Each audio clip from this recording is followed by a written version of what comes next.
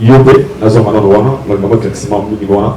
Vous avez nominé dans Best Collaboration, il y a BT Award, il y en a Diamond, j'avais eu la chance de recevoir un homme très bon, je vous avais vu dernièrement, c'est une grande star sud-africaine, Obaye Banama Stakidje, va reconnaître voir même votre chanson Yobe.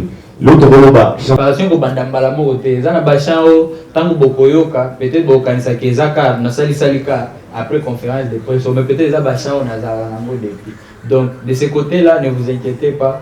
Je me suis juste rendu compte qu'il fallait n'abimisa yango parce que c'est sur demande de mes vrais fans bazana posa tout ça déjà ba succès belé na ba single na ba sortie médiatique na yo oloba que obotikala kosala album te plutôt que c'est single. Alors c'est faux. Peut-être au Bossani na rappelé na ba différentes émissions na bossa la kara otikala oloba que on répond maintenant s'il vous plaît cette question là. Comment voilà. Lelo au Pessibiso Mortel 06. Au sein de l'album, à quel moment vous avez été motivé? France est à France, à Kobeta. Ce n'est pas métité. L'icole au Koyate. Mais na ebi à Kobeta. Et ça à France. Il ne faut pas, il faut tout bon complexe. France et là pengo à l'année Congo. Bako tinda o ke le beta na matadi ozongi boke beta na goma ozongi bo lubumbashi. Et là kaka France. Et puis bonne chance. J'ai vu que c'est le 11 septembre à Lyon. Donc bonne chance à tous les groupes Villanova. Voilà quoi. Mais je ne pense pas que Otto en pétrin. Voilà maestro, il est très fort. Je ne pense pas que le maestro est dans les pétrins. C'est un artiste Oyo. C'est pas si 2 ou 3 bateaux balongo dans le groupe. Je ne pense pas que 2 ou 3 personnes vont bouger. Et ça pétrin, et ça étape. Et je pense qu'il est très très fort. Je lui envoie toute la force. C'est un artiste que je respecte beaucoup, qui continue depuis des années à nous représenter.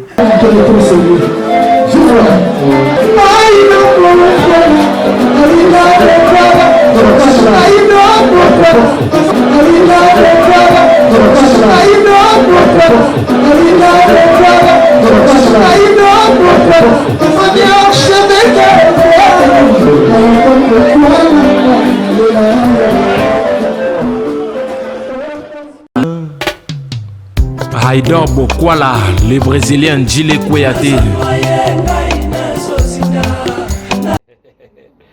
Aïdor Bokwala, Congo Power Media. Power Media. Lianjali Sofote. Congo Power. Tu dis Power. Avec Aïdor Bokwala. Pour une information, il y a un Congo Power. Par Aïdor Bokwala. on est là. Jeune Bougar. On n'avait pas fait des provisions. L'un des Sofote de Kinshasa.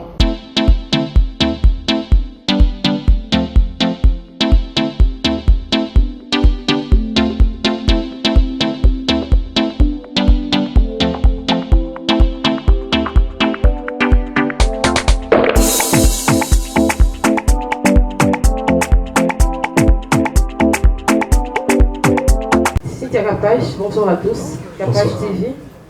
Question aux revenir dans Innocent Badoumé. Innocent, toutefois, dans la carrière, tout le monde dit album et il Bima. Mais tu es béni par le cœur, force est innocent et où tu as payé Mingi, la famille. Tout le monde a un geste qui n'a pas parents, tout le monde a payé ma poste dans les réseaux sociaux qui est biso photo réflecteur à paix, ma famille la biso.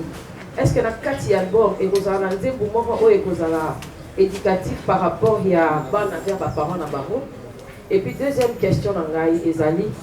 Première question dans Ezali, observation ça là par rapport à succès à Badou, par rapport à ma famille à Bango, Ezala Nege Moroté, il y a un que poste à Bongo Ezala.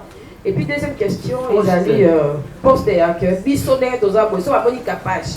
Il ne faut pas sentir maintenant que famille n'a épée, ils ont respiré comme Capage n'a pas respiré. Voilà. Et puis, deuxième question, Ezali. Au fur et à mesure que Innocent a évolué, style vestimentaire n'a épée, ils ont qui le père. Parce que oh là, t'as trop cher. Car ton nom est beaucoup, mais il a un constat à ça. Merci. Voilà, constat à ça que Innocent a mis paix, ça rappelle, Mingi na ilamba. Ezali. Pour eux, les stylistes, déjà pas congolais, ils ont idéologie à la star, normalement. Pour eux, les stylistes, ils ont oza sikoyo na styliste oyo azocoache to yo moko mpe olingaka ke mwa sauce wana ezala ou bien comprenant que la musique mpe il faut mwa élégance ezala. Merci des questions nanga clair. Ok. Yo, aïe. Merci Marie. Finance B, Navandi, Naoki, je me présente d'abord, je suis Aïcha Nkok. Finance B, moi, na liboso, quand mon maman a fait un accouchement, Azoé Bakena Zobota, moi, na liboso, maman nyonso ezalaka na fière, ebele, azalaka na bastratégie, bakombo ezalaka mwa mingi. Omona maman plus nde ayaka na kombo, pour maman aza na émotion wana ke mwana nanga liboso nazobota après 9 mois. Il y a une ospi ezali mortel 06. Comment tourner na matoi eza pena de tourner na sepe nango. Nini natia na matoi? Na big combo ya album eza de tourner na matoi. Na zebi bien. Na za no peza maele pour na ebi bien. Merci beaucoup. Nga lisolo eza ka lisolo le 26. Ponga na mama likambo to vandeli eza le 26. Le 26 wana eza ndenge nini? Tovandaka na bandako tozozela to tokobenga biso tolanda na balabala to inonce mpe akovandaka atindiki yango stratégie wana mwana liboso ya le 26 wana eza na ndenge nini. Et puis question ya mibale ezali inonce mpe yebisela biso yaya change stratégie mpona presco mpona kozwa oyo yaya aza mwa kilo mingi mpona kozwa o mpenza wana na lobe wana kombo baninga nyonso eza mwa compliqué mingi. Et puis la tournée à Missa, tu n'as évité ce qui fait rigoler la paix, voilà moi qu'on puisse la carte album. L'album au frère a invité, et puis ça qui sonne l'album pour hasard, il y a pas mis dans l'émission, attends, on a toujours une osbi. On a bien engagé, pas. Il y a aussi qu'on a tourné ce qui peut faire rigoler là. Mon toi et un beau pas dans la carte album, merci. Merci, Charlie, place derrière toi s'il te plaît. C'est pas seulement une question, mais en même temps une observation. Tu as fait venir dans cette conférence de presse, même c'est là, qui parlent de toi en mal dans leurs émissions sur les réseaux sociaux. J'aimerais savoir c'est quoi l'idée et qui tu es exactement. Parce que la musique, ils ont raté. Pour franchir même place, pour franchir même ma donc les abnaboués, c'est vrai, on ne peut pas se voiler la face. On a parlé avec les amis, tout y est tambola. Et je vis tout le monde là. Na bayo balobarayo en bien, na en mal dans la conférence de presse nayo. Dis-nous qui tu es et pourquoi. Et c'est quoi la stratégie? Merci beaucoup. Merci, tu commences par. Mais pour la question, à cause de tout bête à ma boque, on a nos pongas dans ces pays dans le matin. Et vraiment. Donc, ceux qui arbitrent à Zate, donc. Donc, répondre déjà. Qui es-tu? Tigre. En fait, c'était la seule question de la dernière. Non, je voudrais bien comprendre la question, Charlie. Il y a déjà Charlie. Bisso, tout ce qu'on veut faire, c'est la bonne musique. Et qu'on propose bino contenu à bien. Au bino pe na côté na bino bon, tinde lango grand public. Donc nous on n'a pas de problème. Oyebi déjà ceux qui na minito mutune tinga ceux qui na landi nazala en conflit na mutu nyonso aloba mabe na nga na internet na osola susu na mutu te parce que omonaka na bato oyo beaucoup de temps ata une fois te mutu azotirer sur yo. Du coup je ne pense pas que eza bagenre ba conflit il faut même à dernier degré.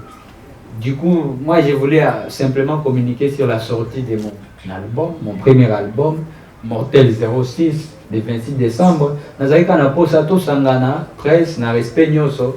Donc, eza elo mo obangi sa te pe à part ça na la tigre elo obanga eza te. Tu as prêché. Voilà, merci beaucoup. Il a répondu. Aïcha Okoko, c'est quoi la stratégie du 26 décembre Ezanini, album Uriel en modèle Nini, et puis a accusé à ça l'observation, l'accusation à ça l'observation. Comme on va te belé, on va appuyer, on va dire qu'on soit tigre les a passés. Bon, la stratégie, il n'y a pas grand chose. Ils ont rendez-vous dans la musique, ils ont rendez-vous dans l'inosbité, ils ont rendez-vous dans la musique et l'inosbité. Normalement, quand on parle du 26 décembre, le 26 décembre, bandé dans menu, il y a le 26 décembre. Je ne pense pas qu'il faut appeler ça rendez-vous minuit tout quelque part. Mais le 26 décembre, à minuit, musique y a une osbie disponible. Et je pense même qu'avant ça, tous s'organiser dans l'équipe, surtout planning, il faut même prévendre là quand on a la plateforme. Par rapport même à cette question, on a profité de la senga batunyoso. Spotify, plateforme à mon ya oyoka musique, et comme il peut disponible dans mboka na biso. R yango yo batuba banda déjà pour s'abonner na page ya Inosbi à Spotify. Parce que le 26 on a rendez-vous de la musique nanga. C'est vrai que après sortie nango, ba programme sous ekoya, ba soirée à ba présentation ekoya. Pourquoi pas des concerts aussi à présentation et album. On a déjà après bino nyonso koyoka bonne musique wana o beaucoup apprécier mutu na ba réaction na yo. Donc le 26 on a rendez-vous avec les contenus de Inosbi. Donc tenez-vous prêts. Spotify yango comme na Congo. Moi je peux pas me plaindre parce qu'à nous on a bimisika à Denzembo. Non même Banzembo pe simbi. Donc j'attends maintenant que Batuba qui ne exploser dans la page nanga Spotify parce que Spotify est comme disponible. Et puis et tous ceux qui sont ailleurs na bamboka misusu ba bazana accès à Apple Music partout na ba iTunes. En tout cas tenez-vous près le 26 magambo bandi. Ferrigola dans l'album. J'ai bien dit, c'est le détail on a repéré ça et ça le 26 et ça dans 2 semaines et demie. OK. Beaucoup y a sur les jours là, mais les albums il y a 15 titres. En tout cas, bah surprise au beau découvrir le kuna. Mutuna mutango soki e okuta na metu na ba écouter. Abandiko ka chant après nga kutu na osenga. Oh, nga na yebi banzembo là. Nga na osenga kala. Vous allez m'excuser peut-être après sorti nango. Na ozana force wana te ko yebisa bino s'il vous plaît allez réécouter l'album. Nga siko na zo yebisa bino nde. Quand l'album va sortir, allez écouter. Écoutez. Oya pour réécouter.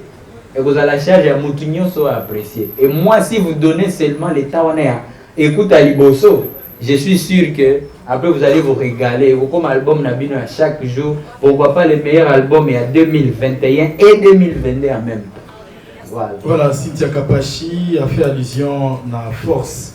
Il y a Inosbi où ils ont attiré la famille. Est-ce que chanson éducative et Zanakati il y a album Nayo et puis style vestimentaire Nayo évolué, est-ce que vous engagez styliste? Toza ba Congolais, toza ta kitoko. Ce que vous remarquez, toza na conférence de presse, mais ba marque bimara. Chaque fois que ba sortir ça, ba marque bimara. Ba tubala ta kitoko, voilà. Donc merci beaucoup pour cette appréciation à look Cynthia Nasepeli. Et puis cet album aussi, voilà, vous savez comment moi je fonctionne. Ma famille a toujours été là pour moi. Ma force a toujours été ma famille parce qu'avant tous les succès, et le Waliboso Tozaki, Nangozaki bénédiction dans ma famille. Excusez-moi. Du coup, tout part vraiment en bénédiction, de bénédiction en bénédiction. Ma famille est là pour les thèmes. Déjà, ma solo on a déjà répondu. On a un thème pour découvrir un album. Je vous promets que vous allez vraiment vous régaler. Yango boyo ka le 26 ceux qui n'appellent pas détails si côté et moi aux ala genre na yote toi aux ala Alexis Maël au lobby qui était à promettre que yo aux ala non le 26 c'est ça dans 2 semaines là. Merci. Donc, vraiment nous allons nous faire violence, nous sommes au-delà Mike s'il te plaît Barési Yaga pardon s'il te plaît Nande Koana s'il te plaît excusez-moi super bana sima vraiment moko on dit ça tout en clôture. J'ai dit merci de comprendre. Bonjour Tigre, bonjour famille presse. Voilà, nous allons vraiment pousser Michael Okamba, Afrique Link TV, nous allons un peu très court. Dans ma sortie médiatique, nayo, la télévision et la radio, autour de l'Obaka, Busso Tokanga Yango. Dans ma sortie médiatique, nayo, au Lobaki, au Botigala Bosala album T, plutôt que c'est single. Alors, c'est faux. Peut-être au Bossali, on a rappelé différentes émissions. Au Tigala Olobaki, on répond maintenant s'il vous plaît à cette question-là. Voilà. Lelo, au Pessibiso, Mortel 06. Au seul album, à quel moment vous avez motivé? Il y a ça album. Et ma deuxième question est ça. Ndekonayo, grand frère Nayo, le Laza, dans le pétrin, Fabregas. C'est un moment très difficile où il y a 3 musiciens, il y a Lyon, la France précisément. Azol est là, Azol a soutien à l'artiste congolais. N'invitez Tigre, Inosbi, aux en a place inédite. Quel sera votre message de soutien au regard de Fabregas? Merci. Bonsoir à tous. Bonsoir Innocent. Voilà, bonsoir Innocent. Bonsoir chef. Voilà, Barési Baza, exemple de télévision. En fait, Innocent, question dans les appuis.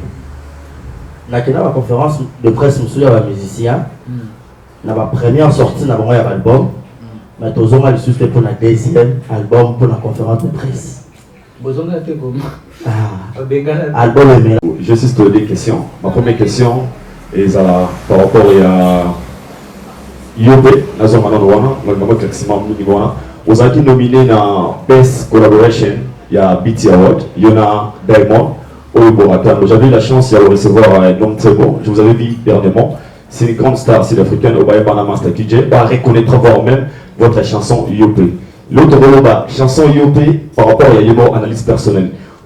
Par rapport au Yozelaka, au mérité, comme mérite au Fallait Yobe Sabino, vous avez toujours dribblé, vu les organisations, vous avez nominé, mais, et ça dit que vous atteindre la cause, va trophée de leur tir par rapport à là. Et puis, ma deuxième question est ça sur l'album. Lelo, tout le monde a Inosbi, à Salifit Sirenaba, Gangsta Rebelle, Kofi, JB, Kofi, ensemble, c'est tellement nombreux. Mais par rapport à featuring Naona Diamond, c'était clair et maquillé quelque part. Aujourd'hui, on peut dire que le featuring de Diamond et Inosbi est boosté à carrière professionnelle à Innocent Balomé. C'est pas une question, c'est une déclaration. Déclaration. Hein? Marie, au personnellement, au Colombie, featuring Naona Diamond et boosté à carrière professionnelle Nayo. Consciemment. Na Diamond. Bah, featuring Naganyo, c'est boostanga. Première question.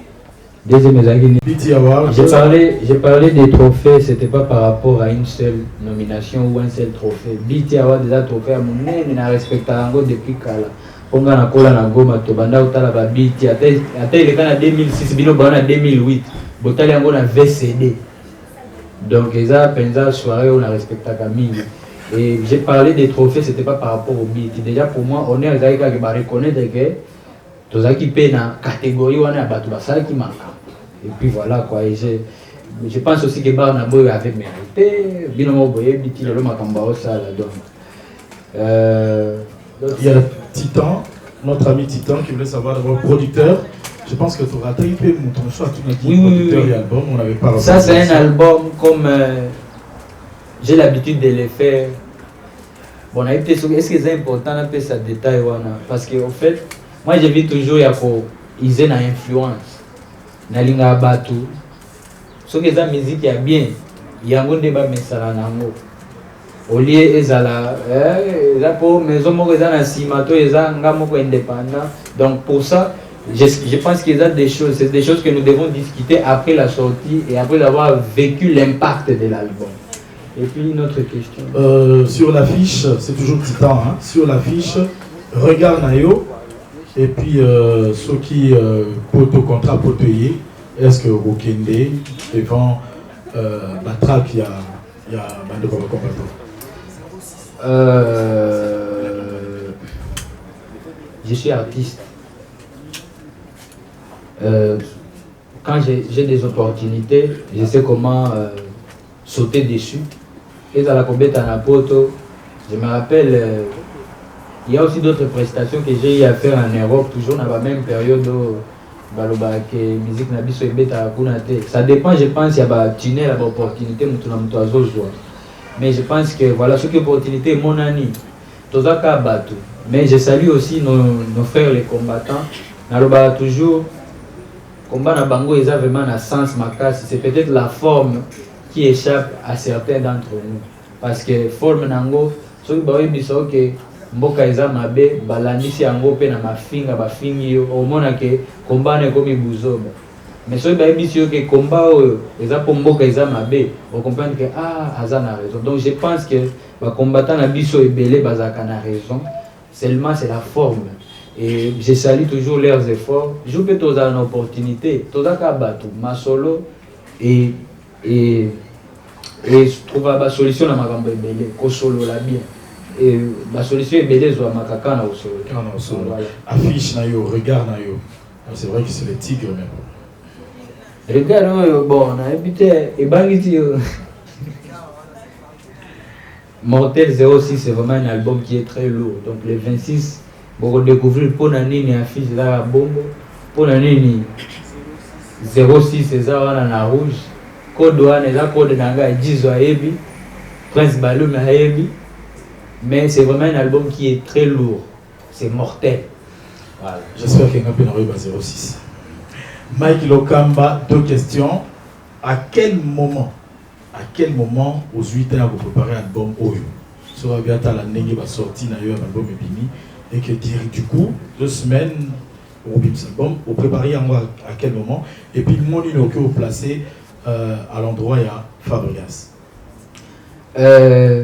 Pour moi, je pense qu'il faut plus parler de à quel moment j'ai décidé de balancer l'album. Parce que préparer, quand tu fais ta musique et tu penses, tu supposes qu'elle est bonne, préparation pour bandambala moté, ça n'a pas changé tant que bokoyoka, peut-être bokanisa kezaka, na salika après conférence de presse, mais peut-être ça va changer depuis. Donc de ce côté-là, ne vous inquiétez pas. Je me suis juste rendu compte qu'il fallait n'abimisa yango parce que c'est sur demande de mes vrais fans bazana posa tout ça déjà succès belé na ba single bimisa la tout ce qu'on a mis sur album ba griffe ba yeb. Donc et puis moi je me suis dit voilà quoi, c'est un album sur demande mon commenté oko ça la logo sur demande et puis mon col nango tango bimisa yango a disparaître. Donc les albums bazo c'est la paix au bêta peine à lobby bien que risque ça mon corps et qu'on dit la meilleur album na ya 2021 na ya 2022 pour il en 2021 à décembre. Et puis, il y a un calibre. Voilà. Et puis, à l'endroit de Fabregas. Pour commencer, je ne pense pas que le maestro est dans les pétrins. C'est un artiste, Oyo. C'est pas si 2 ou 3 bateaux balongos dans le groupe. Je ne pense pas que 2 ou 3 personnes vont bouger. Ils ont pétrin, ils ont étape. Et je pense qu'il est très très fort. Je lui envoie toute la force. C'est un artiste que je respecte beaucoup, qui continue depuis des années à nous représenter. Et puis, France, c'est ça qu'à France, à Kobeta. Ce qui peut être l'icône au Koyate. Mais à Kobeta. Et ça qu'à France, il ne faut pas, il faut tout bon complexe. France, et là, il y a un Congo.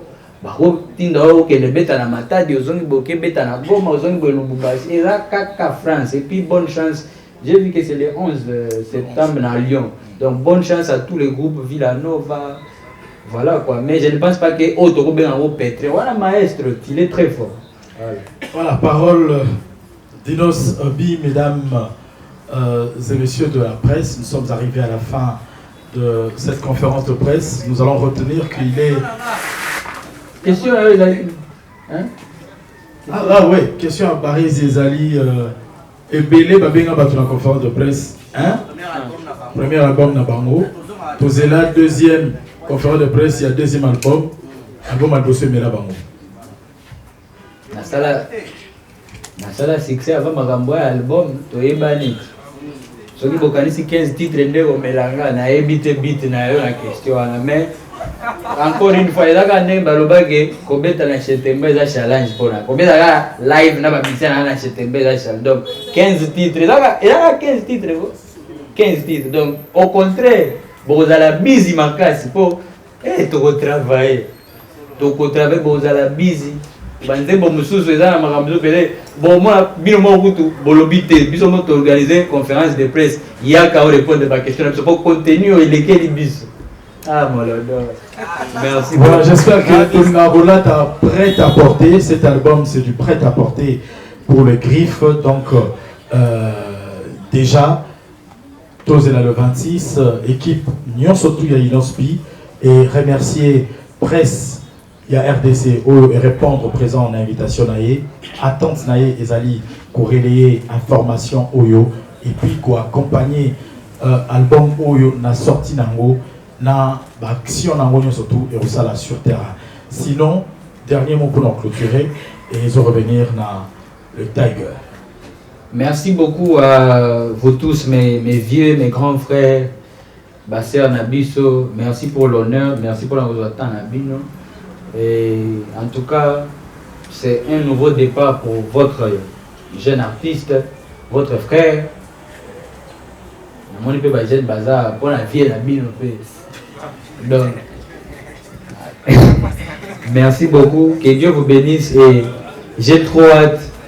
La campagne Moko. Après le 26 décembre, nous allons poser une réaction par rapport au contenu de l'album. Challenge est très important. La réaction par rapport uniquement aux réactions, il y a contenu, Zembo Oyo, texte Oyo, mélodie Oyo, clip Oyo, nous sommes Mortel 06. Donc merci à vous. Voilà, merci à toutes et à tous. Avec les amis journalistes, il y a un cocktail qui sera servi à l'instant même et nous allons grandes articulations qu'il va nous livrer cet après-midi et après bien sûr la carrière de l'artiste jusqu'au jour d'aujourd'hui, tout ce qui lui est arrivé et ainsi de suite, en évitant scrupuleusement s'il vous plaît de s'attarder sur les noms d'autres artistes pour ne pas s'écarter de l'objectif de cette invitation. Sans plus tarder, mesdames, mesdemoiselles de la presse, avec beaucoup de respect, estime que je vous dois, nous remettons la parole à l'artiste pour le mot de bienvenue, d'abord, et juste après, nous allons lui laisser l'opportunité, en lingala, en français, de la bonne manière qu'il va se sentir à l'aise, pour nous livrer ces deux articulations, ces deux grandes nouvelles dont il s'agit. Bonjour la famille, ça va?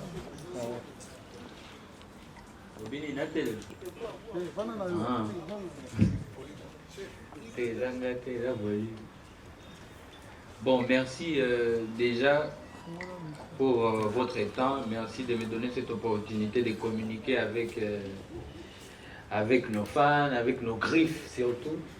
Donc je suis content de vous voir si nombreux et j'espère que cette rencontre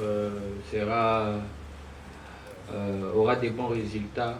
Donc voilà.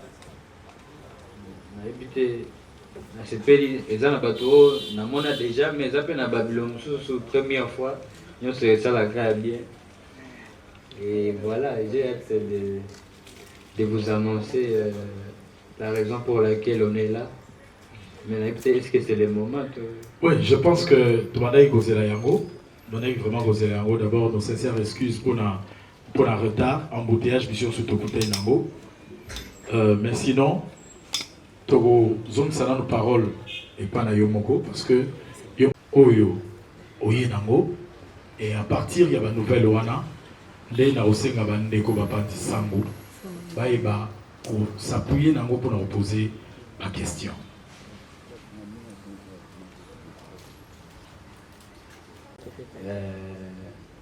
Aujourd'hui, je tenais à vous communiquer que Nazo Bimisa projet Moko Oeza, projet très important dans ma carrière, Oeza projet album, et je tenais à faire ça ici à Kinshasa parce que tout l'esprit de l'album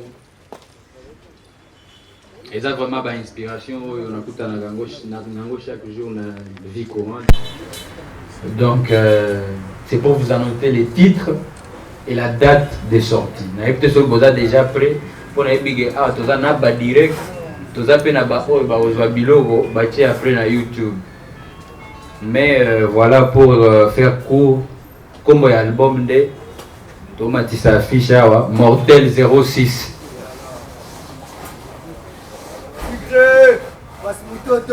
Mortel 06.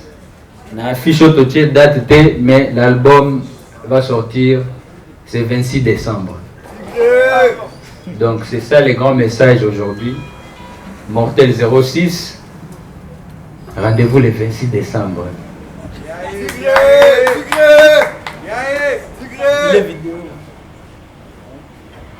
Voilà. Nous en croyons que l'artiste a été direct et clair. C'était l'annonce de son grand projet.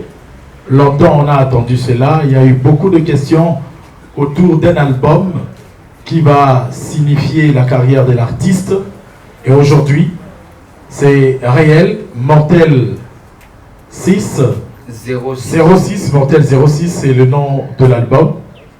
Et bien, la grande surprise, c'est qu'on ne va pas attendre 2 ans. On n'attendra pas 6 mois. C'est pour le 26 décembre de cette année que cet album va sortir. Ainsi dit, mesdames et messieurs de la presse, comme de coutume, nos questions vont rester autour de cet album, autour de cette annonce, mais bien aussi autour de sa dernière sortie, de sa carrière jusqu'au jour d'aujourd'hui. Nous nous prêtons à cet exercice. Le micro est ici. Je vais avancer vers la personne qui voudra bien lancer les hostilités. On se présente. Ken. Et il y a un pépé polémique. Pourquoi pour une date il y a le 26, tandis que le 26, c'est l'année concert, il y a héritier Watanabe Africain, où ils ont déjà affrontement. Il y a concert dans sorti album. Deuxième question, les amis. Ils ont plutôt pas le direct. Deuxième question, les amis. Ils ont subi aux ressorti ça à Goma. Le lot moni vient à biso Koffi Olomide ya autosa la tournée côté ba est wana place Kenda Sango kuna bitumba kuna place vraiment babomaka bato ebele mais tolandi kisinjo rasali micro baladeur na kati ya Goma bandeko ya Goma oyo baokelaka mawa monde entier keno bandeko na biso basila kuna bandeko ya Goma bakomante balobi kuna guerre ezalaka nango te oyo nyonso toyokaka eza makambo ya lokuta yo etaki ressortissa ya Goma omeka koexplike biso kote wana mwa moke.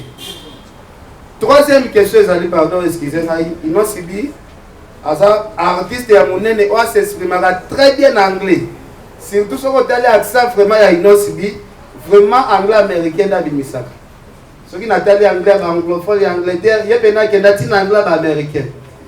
Mais côté la musique qui a monde lelo est dominé par des artistes anglophones. Et là on est les gens si bien ça la featuring na ba artistes au pena baza pena au sommet pena la musique qui a monde parce que ba artistes sont basés au sommet la musique qui a monde des artistes sont balo anglais. Ils n'ont subi tout le monde qui est ambassadeur aux États-Unis bon sur l'anglais très bien. Tu éviter là on est les ça la raquer au ça la ba featuring na ba artistes wana te. Na retourne la question suka. Il a subi. On est remis par 25. Ok. Nous avons ndenge bosala baje na rebo. Moi baje pena makasi hein. Baje na pena makasi trop. Son angana tout na question. Rebo ngo azalaka na zemi ya solo. Ou bien azalaka babes ndeko sala parce que tu as dit que moi si aza na zemi, ils ont certaines ba moi moko boy moi ça kokisaka, ba pexaka sala makambo makasi. Mais yo jusque là ozosalisa rebo makambo oyo azo mérité na zemi ya munene otoyebite. Mais kako expliquer biso. Merci beaucoup. Merci de répondre à ces 4 questions. Juste après, tu reçois 3 questions. Mais on va éviter, s'il vous plaît, d'avoir 3 questions personnellement. À la rigueur, 2 questions, s'il vous plaît. Comme Thomas dit, un peu dans le retard, nous n'allons pas nous éterniser ici. Merci, la parole à l'artiste. Merci pour... Bon, now je réponds d'abord, now je rappelle Nango. Bon.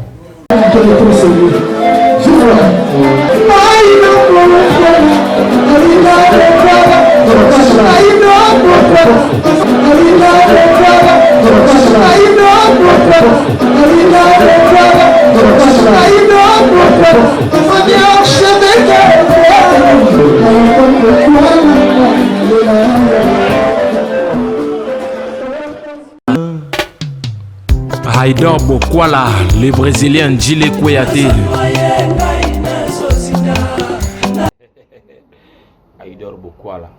Congo Power Media. Power Media. Lianja Lissofote. Congo Power. Tu dis Power. Avec Aïdor Bukwala. Pour une information, il y a un Congo Power. Par Aïdor Bukwala. on est là. Jeune Bogar. Vous n'avez pas fait des provisions. Lianja Lissofote depuis Kinshasa.